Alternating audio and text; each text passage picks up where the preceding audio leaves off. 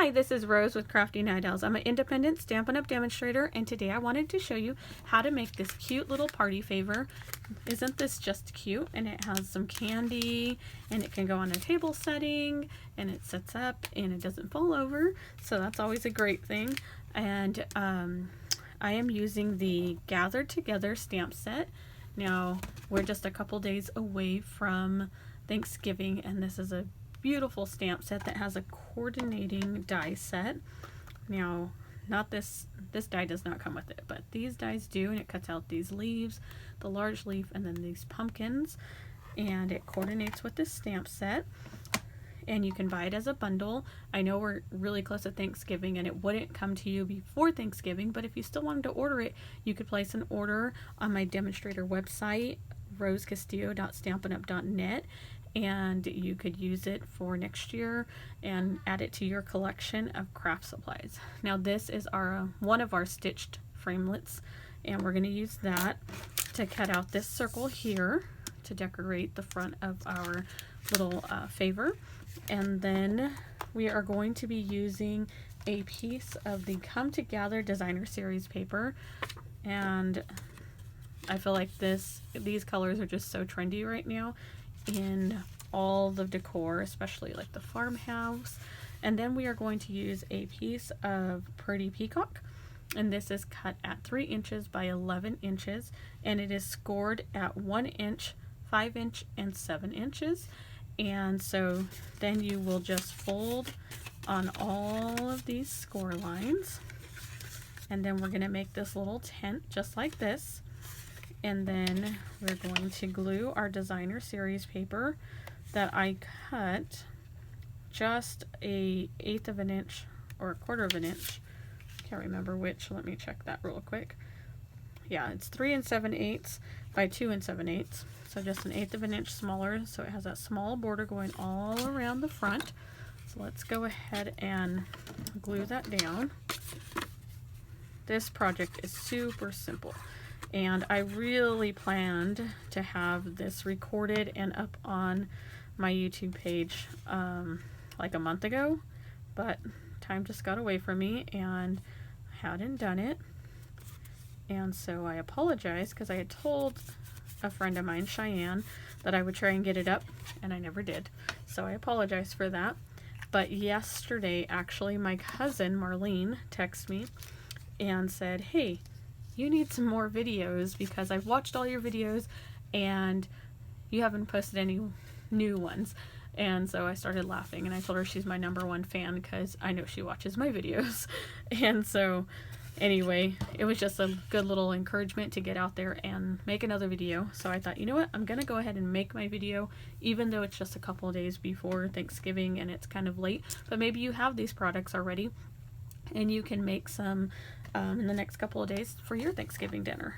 We're gonna use mint macaroon, Pretty Peacock, Early Espresso, and Crumb Cake inks. And then we have a piece of crumb cake and a piece of mint macaroon, and then my Whisper white circle that I've already cut out with this framelit here. And then I actually did cut out, I don't actually need these because I cut out the leaves already, and I wanted to show you really quickly. On my original project, I just cut them out, and this is what they look like here. But then I saw a tip about spritzing your cardstock before you run your dies through the die cut machine, and it just kind of gives it like a different coloring in the background, and it's just water, but it's just amazing the difference that you get, and it kind of has like a darker color there and just gives it more dimension. So I thought for this time we will use those. And then I already stamped and cut my pumpkin, but I wanted to show you what I did. I have an aqua painter somewhere here on my desk. There it is. And I just took it. I didn't even really, normally I pick up ink and I use that to color something, but because this is a water-based ink pad, if you put water on it, it's going to bleed. So I just kind of went over the edges of the actual stamped image, and it just kind of bled some of that ink a little bit. But the thing I did want to pick up some ink for off the lid is because I want to make my stem just a little bit darker. So let's go ahead, and there's a little bit of ink right there in the corner. I could always do that too. But I'm just going to color in the stem just a little bit darker than the rest. And that's all of my stamping with this color because I've already stamped my pumpkin there. Set that aside. Then I'm going to stamp my sentiment. May this season bring you smiles and love that will last all year. And we're going to stamp that in Pretty Peacock. And the reason why I like to stamp this image first for this project is just to get so I know where to stamp my leaves at. So let's go ahead and stamp that. And close this up. Do you close all your ink pads immediately, or do you leave them open? I'm always afraid I'm going to stick my fingers or something in them, and so I like to close them immediately. Okay, so then mint macaroon, we're going to take this like wheat looking stamp, and we're going to stamp that a couple of times. And I'm going to do it one way and then one the other way. And the middle looks a little bit messy, but that's okay because we're going to cover it up with our pumpkin. And then we're going to put that right there in the middle, but we're going to pop it up. Let me grab a dimensional and stick that right on the back. And we're also going to stick our dimensionals on the back of here and on our leaves. So we'll do that in just a second. Let me put a few dimensionals right back here to keep this nice and popped. Oops, sorry, shook the camera. Sorry about that. Then I'm gonna kind of see, I want this to hold this and my leaves to kind of hold this little flap. So this I'm gonna put here, and then I will tuck my leaves, I think, afterwards. Just put that right in the center there, and then I took my larger of the brown leaf and stuck that there, and then stuck my mint macaroon there also, and then I'm going to stick this one down here. So let me put some dimensionals behind these that'll help hold them in place. I'm trying a new camera holder, or actually it's a phone holder, to see if I like it, and I keep bumping it though, so I'm going to have to work on that.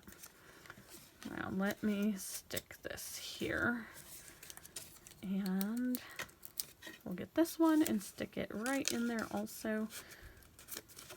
But it's going to help with keeping that tucked there, so then you don't have to add adhesive or anything to keep it in place.